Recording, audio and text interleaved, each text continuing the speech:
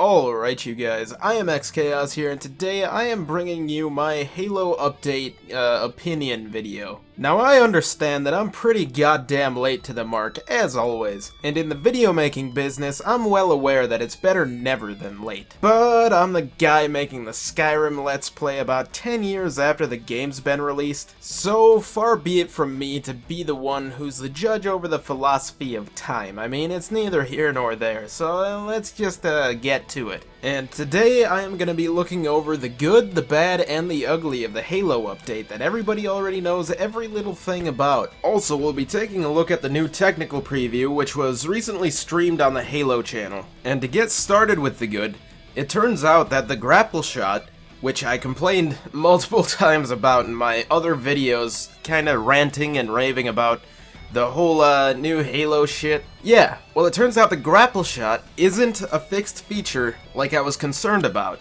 As a matter of fact, it's not even an armor ability. It's a piece of equipment, which means it's a one-time use just like everything else. Yeah, my major concern really with that was that it would just change the meta of the game again. It would kind of be like ground pound and all that shit was, where everybody's gonna hate it and it's just gonna be a bad game for it.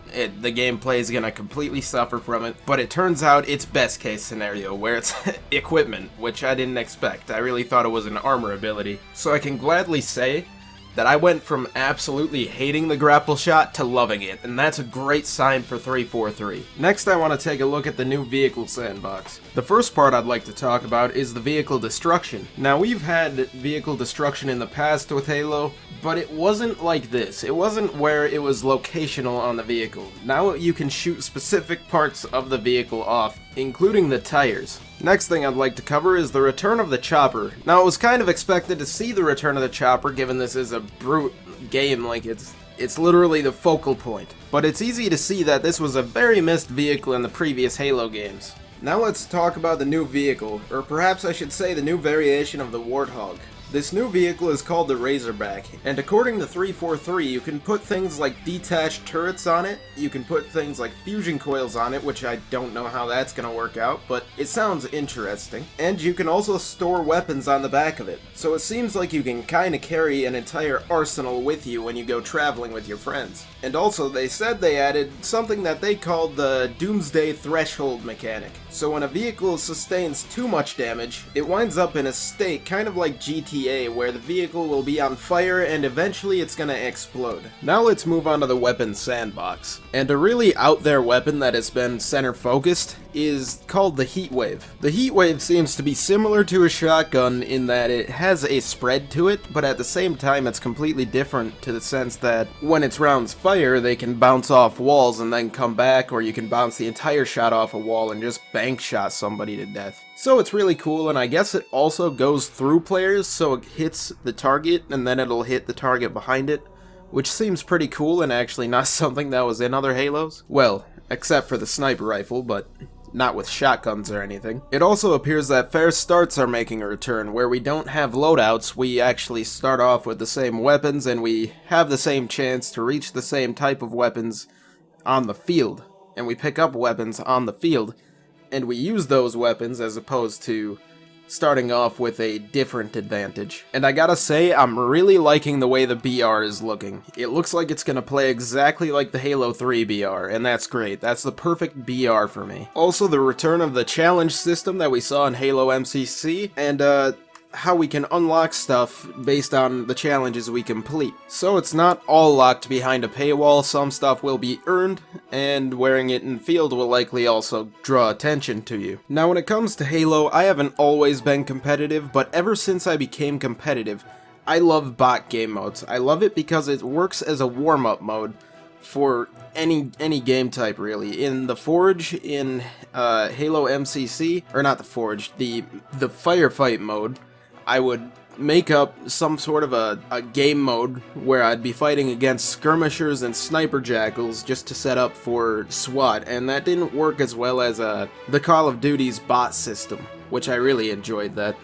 So I'm glad to see that that's being added to Halo. We're also seeing interesting things in the settings. For instance, one that they recently showed where you can control where your weapon is in relation to your view, so you can adjust everything so it's to your liking. And to wrap up with the good, I'd like to say the good side of Battle Passes. And really the good side of this Battle Pass is that it won't be retroactively locked. You will always be able to go back and buy the previous Battle Pass. And also, along with Battle Passes comes free DLC, so we don't have to pay for map packs.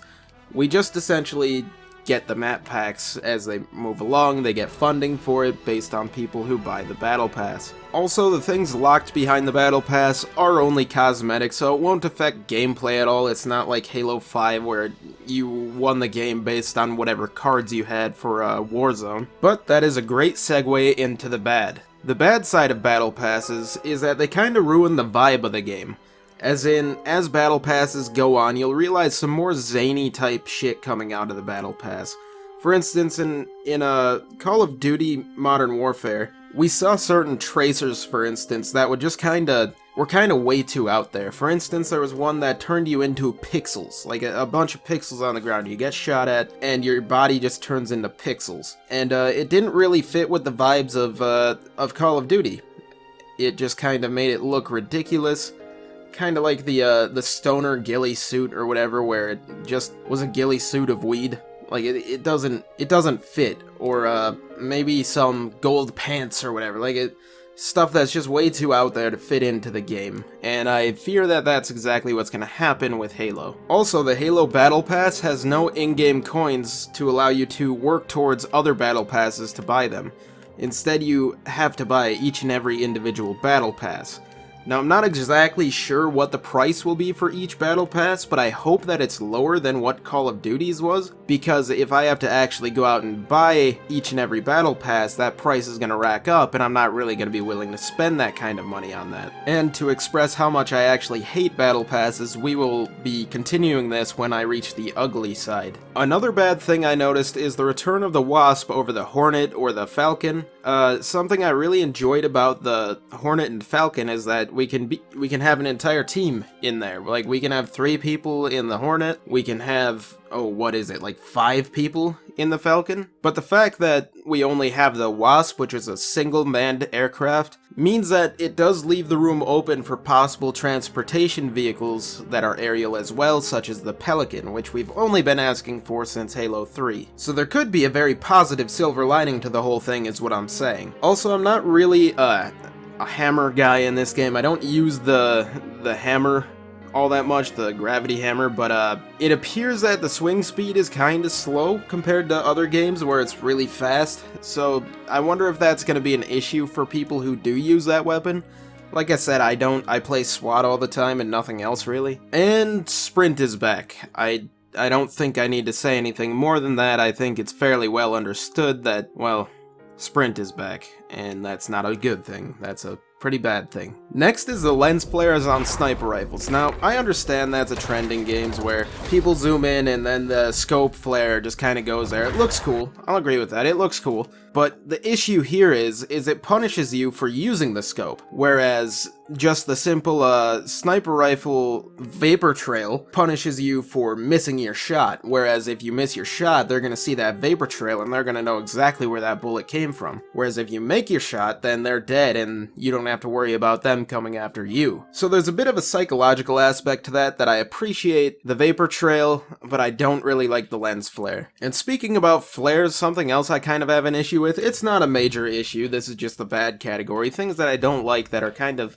minor in some ways. Things that won't bother me or make me not play the game, really. And, that's the loud armor flares, I guess is how I would describe it, because when you get shot at or when your shields pop, it's like this weird like blobby effect of just armor flare. And now we're moving on to the ugly. And unfortunately, I did not see anything yet about the Forge. And that's a really concerning thing for me, considering that the Forge in Halo 5 did not come out at launch. And that was a really big hit on the custom games community in Halo. As a matter of fact, it completely just kind of shut the gates for the game. As in, nobody really went back to the game because there was just no content for custom games, there were no forge maps to experience, the community wasn't keeping the game alive, so it was just kind of living off of what it had, and what it had wasn't very much or good. So to me, it's something that really needs to be there at launch. And touching back on the Battle Pass, yeah, so it's not just armor colors that are locked behind a paywall, but armors as well. And yeah, it's just cosmetic, but the issue is these are armors that we had in previous games that aren't really enticing anyway, such as the Aviator they showed, and this does bring me concerns for things that are pretty big armors that we had freed or came with the game at launch in previous games being launched behind a paywall, or locked behind a paywall. For instance, like the ODST armor or the Mark 6. If those are locked behind a Battle Pass paywall, that's not going to get a good review on anyone's scale. So I'm really hoping that's not the scenario here. Now it appears that armor coatings have completely destroyed red versus blue, and that doesn't sound like an issue on the surface, but unfortunately it adds glow maps to our characters that represent the color of the teams that we play as in your Spartan actually glows, and to me this is going to affect like any stealth combat really. It's going to make you stand out on the field, and there's no real way to get around enemies, you just kind of have to face them head on no matter what. Although stealth isn't really a major thing in Halo, if you're trying to snipe from across the map or something and they're able to target you out right away and see you, that's just not really a fair concept if you ask me. I guess kind of on a good note, even though this is the ugly section, they are making it so you can customize it so what color you want the teams to be. For instance, if you want the good to be blue and the bad to be purple, you could do that if you want. But other than that, it's pretty bad. Like, the concept is still bad. I guess we're gonna have to make lemons out of lemonade here, because it really seems like they were very serious about getting rid of red versus blue as a concept. Possible solutions to the problem, I'd say, would be make it client-side toggleable if they have the red and blue armor colors. I think that would be a cool, interesting thing. Or perhaps make it so that there's like 3 armor color customizations, one for warm colors, which would be red team, one for cooler colors, which would be blue team, and then one for free-for-all, which would be kind of your base Spartan that you would create in a normal Halo game. Or we could do it kind of like Halo 2 did it, where it was based on the name tags of the character and not just the color of their armor. And then some things that are more so speculation, not really on the good, bad, or ugly chart, that I just kind of wanted to bring up. I don't think those are ordnance drops like we've seen in Halo 4, or I don't know if they were in Halo 5 really. But it seems like the way that 343 has described it is that that's just a more immersive way of replenishing the stock, as in the weapon spawns and the vehicle spawns, that they're going to be dropped off by pelicans and by ordnance drops looking things, and also by weapon rack replenishments on the walls. It seems like it's going to be done in that fashion, as opposed to just spawning on the map. So I don't think we have to worry about ordnance drops. And also, you guys, 343 has mentioned that this is going to be a 10-year game. Now, I don't know about you, but that's a really long time for a video game. That's as long as Skyrim's lasted. And, look at that game. Look at that. I mean, that game is still alive. And, honestly, it's gonna change a lot. It's gonna change a ton. For instance, sure, we don't have playable elites right now, but guess what? Who knows? 10 years down the line, this game might have playable grunts. Like, it's gonna change significantly, for better or worse, and that'll determine exactly if it's gonna last 10 years or not. But the fact is that if there are any concerns that you have at launch, give it a chance, give it time, it'll likely change. 343 has been very receptive with Halo MCC, and I feel like they're going to be just as receptive for Halo Infinite. So definitely give it a shot, give them a chance. They're gonna try and make Halo great again, and I'm really rooting for them this time. Now it's time for my overview, my general opinion of all of this. And I gotta say, the fact that I was able to go from completely hating, despising the grappling hook, to now loving it as a feature, the fact that I'm able to just look at this game and say it's 10 times better than Halo 5 was just by looking at it, is great. Like, this game has so much potential, and I don't think 343 is squandering it. I feel like this is going to be a really good game, and I'm really excited to play it. Anyways, you guys, this will be my last sort of update video on the Halo Infinite news and stuff before launch. So next time I see you guys about this, it will be late fall, early winter. So I guess I will see you guys then about the topic. If you guys enjoyed this video, I'd much appreciate it if you liked, subscribed, and shared. It helps me know what kind of content you guys like to see. And that's just about it for this video. So anyways, you guys, thanks for watching, and I'll see you all next time.